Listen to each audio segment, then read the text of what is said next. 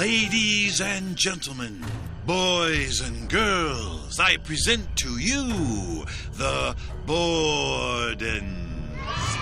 Man, them dummies look pretty lifelike. So Lizzie Borden took an axe Do you think that axe is real? and gave her mother 40 whacks.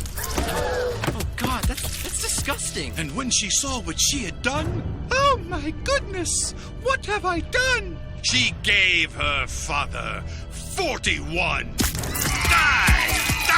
Daddy, you miserable old father! Jesus Christ. You just can't not unsee that. Is he crazy? Okay, thank you. Thank you very much. That concludes this week's installment of Famous Murderers. Now, next week, boys and girls, I'll be reenacting the Menendez brothers. And if you think Lizzie Borden was a bad seed, wait until you get a load of those two jokers. Oh, and the week after that is the Jeffrey Dahmer special. And believe me, that is must-see miming.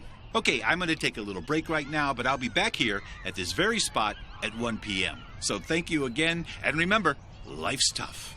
Be tougher. This is the worst mime I have ever seen. This mine sucks ass. Hey, mister, you need to get your facts straight. Yeah, you need to get your facts straight. Well, if it isn't Ellen and Rosie. Her parents didn't get 81 whacks. Yeah, they didn't get 81 whacks. They got 28. Yeah, 28. Ma got 18 and Pa got 10. Let me guess. You two princesses were present at the coroner's inquest? It's on the internet. Yeah, it's on the internet, dumbass. You two Twinkies ever hear of artistic license? Or did you miss that day in drama class? Just trying to help you out with the facts. Yeah, the facts, Jack. Hey, you two pre-ops want to help me out?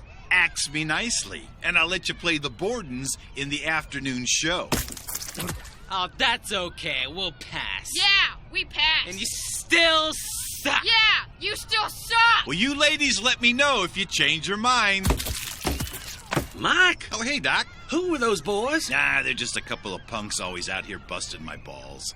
Hey, did you catch the show? I didn't see you in the crowd. Yes, I did. I was standing in the back. So, what did you think of the new Famous Murderers bit? Well, I must say you won't see that kind of entertainment from any other mime. Definitely bold in approach and execution.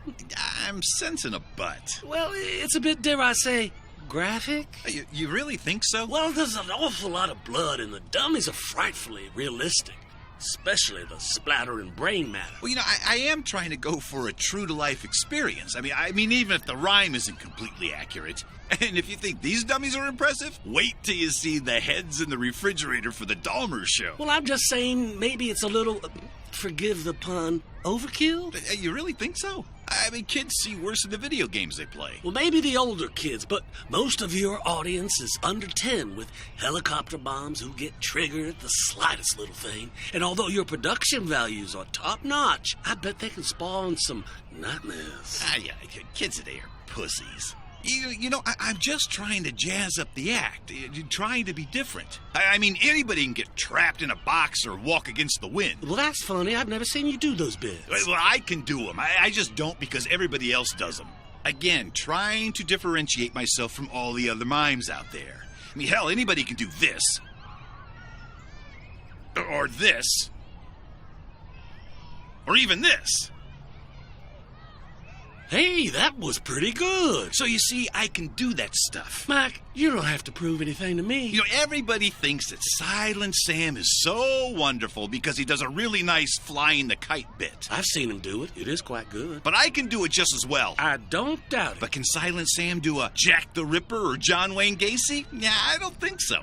I'm trying to teach these kids a little bit of history that I know they're not getting in the public school system. Well, that's probably because most school systems don't have classes on serial killers. They do have transsexuals reading Danny Loves to Wear a Dress to kindergartners, though. I'm trying to be an innovator, Doc. For next month's Famous Murderers, I was planning to have the audience participate in my Jonestown Massacre recreation. Now, I bet you no mime's ever done that before. Mike, is there anything bothering you? You don't seem to be yourself lately. Yeah, I'm all right. Nothing's bothering me. Yeah, not really. Hey, are you hungry? I'll buy you a hot dog over at Leroy's. He's got the best hot dogs around. Better than the Varsities? Okay, the best hot dog around that won't kill you. Come on, it's my treat. Oh, yeah, by the way, before I forget, Trixie is having a surprise party at Big John's this Monday night, and she would really love for you to be there. A surprise party? Yeah, it's, for her sister. Trixie has a sister? Get this, twin sister. Twin sister? I never knew that. Well, not many people know about her, and Trixie doesn't talk about her much outside of her family. Her sister's kind of the black sheep that ran away from home 10 years ago. Trixie's parents pretty much disowned her, and Trixie hadn't seen her since. Disowned her? What did she do? Well, Trixie said that when they were teens, her sister fell in love with some foreign exchange student from Kenya, and when her parents told her she couldn't see him anymore, she ran off to Africa with the guy. Oh, forbidden love from the dark continent. Yeah, like we haven't heard that story before. Anyway, her sister is back in the country after 10 years, and Trixie wants to throw a coming home party for her. Trixie really hasn't seen her sister in 10 years? Nope, nor heard from her. She just popped up out of the blue. Not to rain on any parade, but in my experience, relatives popping up out of the blue after 10 years isn't always a good thing. Believe me, I have the umbrella waiting. What's her sister's name? Tammy, with one M and one I. Trixie and Tammy LaRue. Identical twin sisters? Trixie said no one could ever tell them apart, not even her parents. Bet they were quite the duo. So where has Tammy been these past 10 years? Well, Trixie said she was in Africa, of course, but when that romance fizzled, she shacked up with some guy in South America, and then after that, some bozo in China somewhere. So she's a worldly woman. Not quite the words that I would use to describe her, but, yeah. Big John's Monday night. I'll be there. Well, thanks. Trixie will really appreciate it. An identical twin sister. Oh, do you need me to bring anything? Nah. Big John's got everything covered. The food, drink. He's not going to admit it, but I think he's really excited to meet Trixie's sister. So he's going all out to make a good impression. Well, he's always had a soft spot for Trixie. Tell me about it. Okay, here we are. Big Daddy's dogs. Leroy! Mike, how's it shaking? Like an earthquake, Leroy. How about you? Oh, can't complain. Want your usual? Yeah, make it two. One for my friend here. Oh, and by the way, Doc, meet Leroy. Pleasure to meet you, Doc. Hey, what's going on over there? A bunch of college kids are over there protesting. I was getting ready to go over there and see what the fuss was all about when you two walked up. Well, fix us those dogs and we'll go over there with you. Oh, and make one for yourself, on me. Much obliged. Always fun to see what the misguided youth of America is bitching about. Which seems to be everything these days. Hey, Doc, do any protesting when you were back in school? Oh, goodness, no. I wasn't political at all. It was the mid-'70s. Vietnam just ended. The 80s were just around the corner. Best decade, by the way. Not a whole lot to protest at that time except, well, maybe disco. The economy was crap and gas lines sucked and Jimmy Carter was a bust. But again, the 80s and Reagan were just around the corner. We just drank beer and smoked pot. For the life of me, I can't understand what college kids would have to protest about today except for bad food in the cafeteria or poor wireless in the dorms. Kids today have everything handed to them, and yet they still complain. How about you? Nah, too busy trying to get laid. How about you, Leroy? Do any protesting in your day? Marched with Dr. King from Selma to Montgomery. No way. Yes, sir. Was there for Bloody Sunday, too. Really? Yes, sir. I was 15 years old at the time. Was standing behind John Lewis and Hosea when them troopers rushed us. Some peckerwood cop gave me this 2-inch knot in the back of my head for a souvenir. You know, there have been a lot of Bloody Sundays throughout history. There was a Bloody Sunday in Russia, one in Ireland, and then there was the Falcons losing that Super Bowl to the Patriots. Gentlemen, here you go. Now that dog is a work of art. It does look good. Wait till you taste it. Okay, got our dogs, got our drinks. Let's go see the show.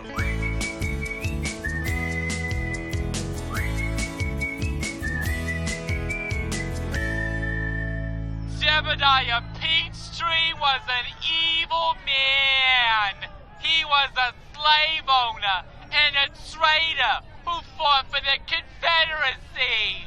This monument in his honor is a racist abomination and needs to come down.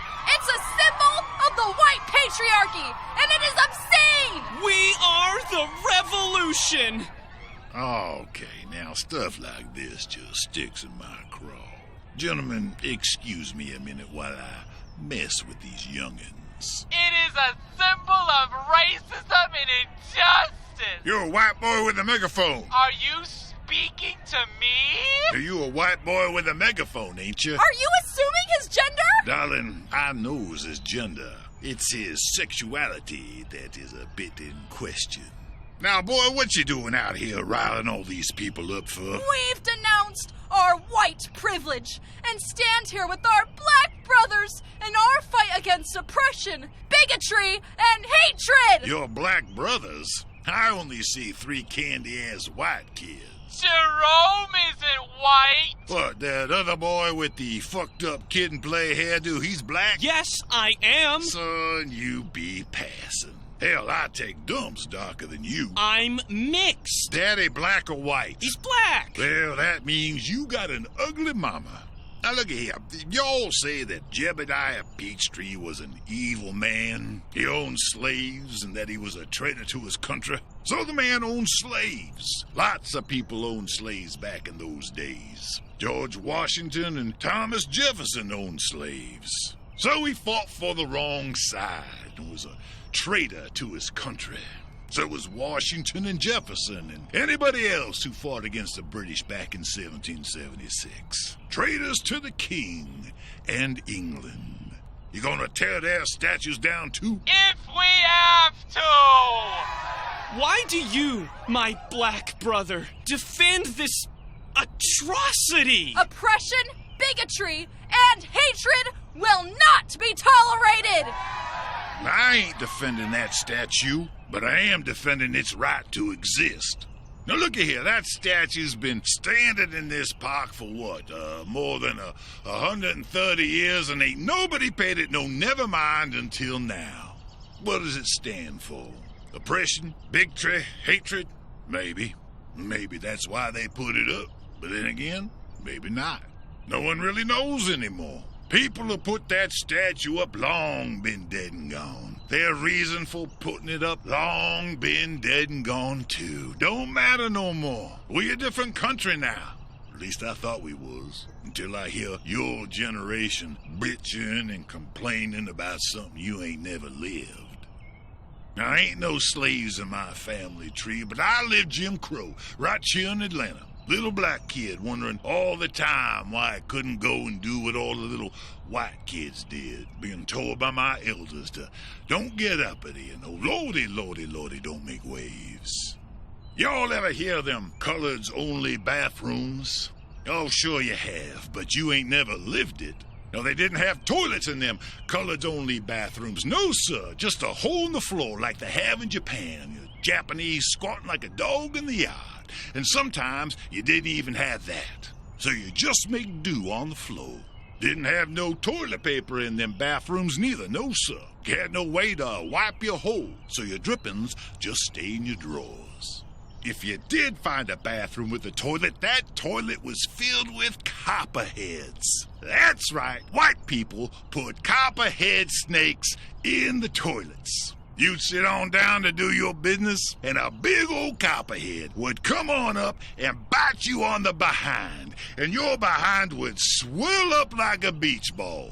Couldn't go to no white doctor for no help, no siree. And good luck trying to find you a black doctor worth a damn back then. And no self-respecting black man was gonna suck the poison out of another black man's ass. So you had to go out to the woods, and you had to go find you Miss Tituba. Now, Miss Tituba was a healer. But some people said that she was a witch, and she lived in this tattered old shack there down by the river. And she wore a monkey's paw around her neck, and she had a 3-legged monkey, yeah. And that monkey didn't give her no trouble. That monkey fucked with everybody else but her, see? And you would go into her shack with your fanny on fire from them copperhead bites, and she would tell you to pull down your britches, boy, and stick your ass up in the air. And you do what Miss Tituba said, but you'd be all embarrassed like, because Miss Tituba wasn't the prettiest woman in the world, but she'd get to seeing your junk. And no man wants an ugly woman to see his junk unless she paying for it, and even then, it's questionable. Oh, and that monkey, he be getting all excited like, and he start hopping up and down and eyeing your behind with this silly little monkey grin on his silly little monkey face, like he gonna jump on down and take a big old bite out of your ass. But Miss Tituba would tell that monkey to stay, and that monkey would oblige. Then Miss Tituba would bring out her bucket of special salve, made of 11 secret herbs and spices, and she would rub some of that special salve on your behind, taking her time, looking at your junk and smiling. And with any luck, that special salve would do its job, and you would live to see another day. I lived that. You didn't. Oppression, bigotry, hatred, you ain't never lived that. Your anger at this world is as hollow as that bronze statue you want to tear down.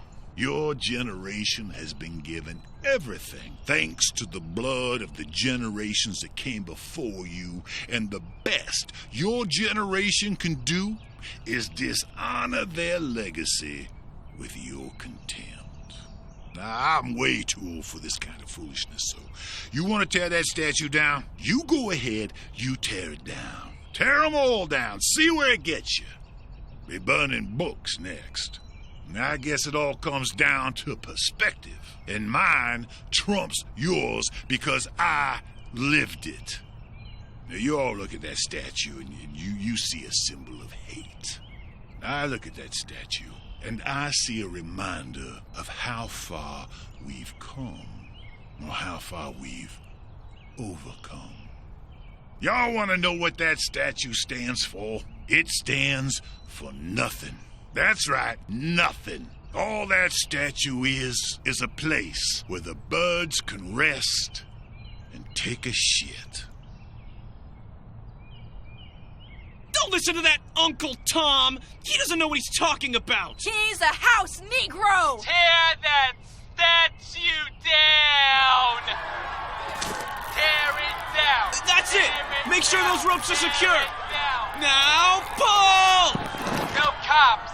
No KKK! No fascist USA! Pull! No cops! No KKK! Hey! No Look fascist out! USA! The statue's No gonna cops, fall on you! No KKK! What the? Ah! Oh my God! The kid with the megaphone is dead! All right, little things like this just prove to me that there is a God. Didn't have the heart to tell them that the real Jebediah Peachtree statue's at the other end of the park. You know, I didn't think this was the right statue. As a matter of fact, I've never seen this statue in the park before. That's because the movie people put it up here yesterday.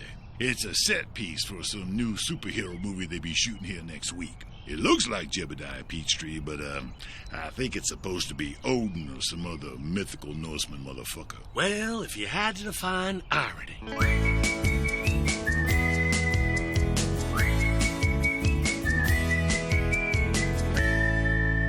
Doctor, I need this man alive! Maybe you should have thought of that, Agent Murphy, before you shot him full of holes. Doctor, we're running out of time! We need him to tell us where he buried the kidnapped girl. He told us she has a limited amount of air. If he dies, so does she. I'll do my best, but I'm not making any promises. We have to get him prepped for surgery, so if you don't mind, I need you in the waiting room. I'm not leaving his side. He's not going anywhere, Agent. Now get out of my trauma center.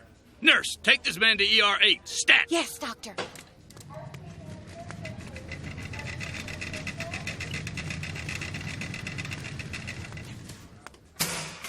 Hello there, love. Who are you? What are you doing in here? Oh, what you got there? Sir, this is an operating room. You can't be in here. Oh, looks like you caught a few rounds. Sir, I need you to go. Oh, I've seen worse. Let me lay my hands on him. Sir, don't touch him. I need you to go. Now. There's nothing to worry about. I'm a professional. Security! Security! A little bit of the old touchy here. And a little bit there. Yes, that seems to be the ticket. Oh, Where am I? Oh, you're in the hospital, mate. Came in looking like a piece of Swiss cheese. Gotta say, it didn't look good for you. But you're right as rain now. Are the police here? The police? I wouldn't know anything about the police. Well, I gotta get out of here. Thanks. Whoever you are. Oh, don't mention it, mate. All in a day's work. Well, that was fun. Let's see who else we can help today. That's the man, Doctor. Who the hell are you? And where's the patient that was lying on this gurney? Oh, he's gone. And doing just fine and dandy, by the way. What do you mean, gone? Gone? Like he's in left. Left? He couldn't have left. He was almost dead. What did you do with him? I didn't do anything but heal him. Heal him? That's right. Jesus Christ's the name. Healing's my game. One of them, anyway. Hey, do you have anyone else around here that may need healing hand? Doctor, where the hell is my suspect? I don't know. This man said he got up and left. Got up and left? That's impossible! God damn it! We're running out of time! The kidnapped girl has only so much hair! All units, the suspect is loose! Close off all the exits to the trauma center immediately! Fucking hospitals! Nurse, we need to find that patient. Yes, Doctor. Well, they say this hospital has the best trauma center in the city. But if you ask me, I think there's more drama than trauma.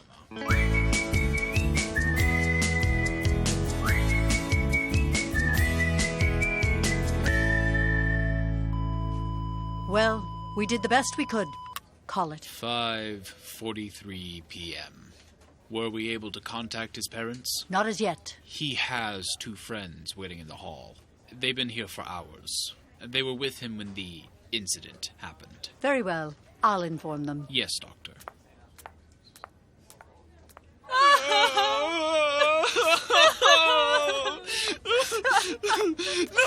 Excuse me, the young man who was crushed by the Confederate statue, are you his friends? Yes, we are. How is he, Doctor? I'm afraid to inform you, your friend didn't make it. This is terrible!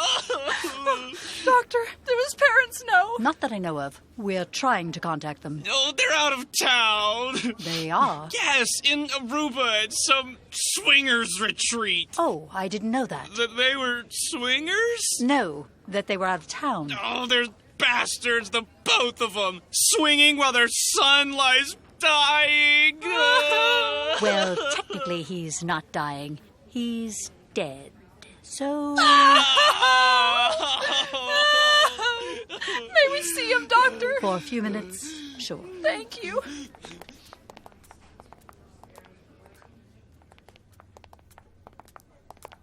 Doctor, these 2 would like a few minutes alone with their friend. But of course, Doctor.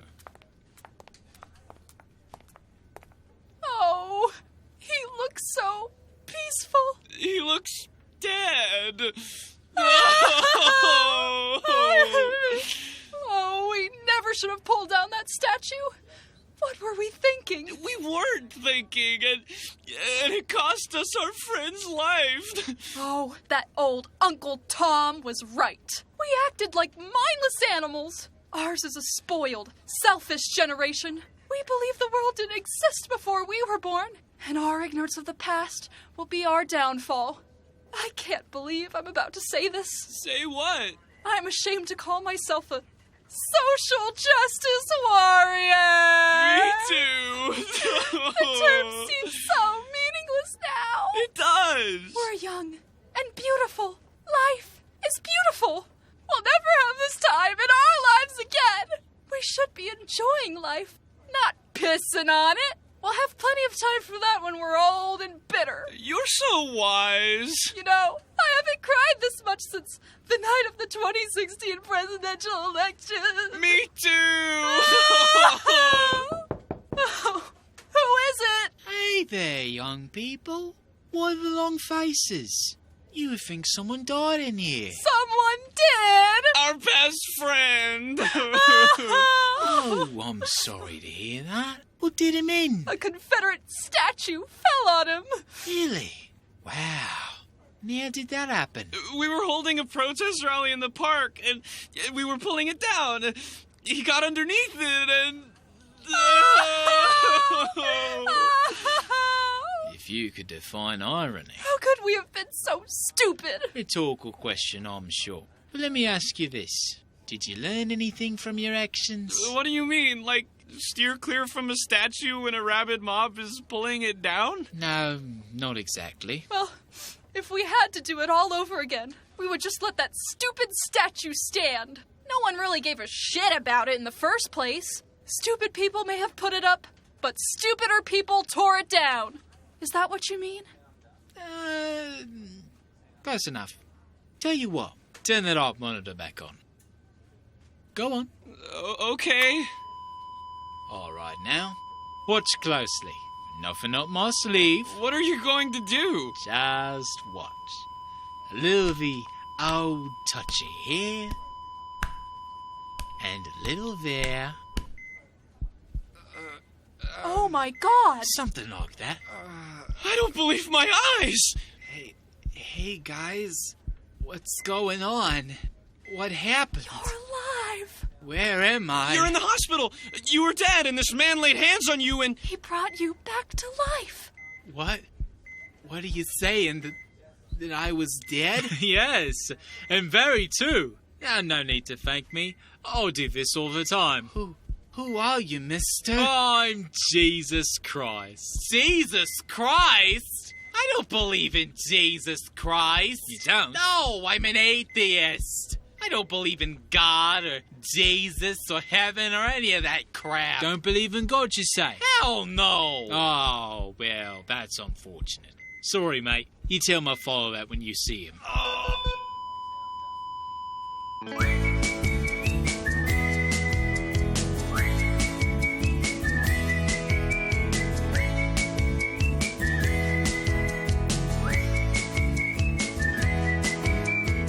Okay, Mike the Mime is a Ross production and features the voice talents of W. David, Eileen Land, T.A. Norman, Catherine Murphy, Spencer Chase, Jacob Allen, Colin Michaels, Kara Frost, Grant Ross, Madeline Ross, and Carson Skidmore. Mike the Mime is produced, written, and directed by Scott Ross, with an homage to the late, great Richard Pryor. Music is provided by Mixdown Music, only available at stockmusic.net. Please visit our website at mikethemime.com, where you'll find character bios as well as t-shirts, hats, and our award-winning posters for sale, along with the release dates for future episodes. We also have a contact page where you can drop us a line, so please do. We would love to hear from you. Now, Mike the Mime will return with Season 2, Episode 2, our special feature episode, Space Trek, The Death Dome. Until then, thank you for listening, and don't forget to tell the world about us, and remember, life's tough. Be tougher.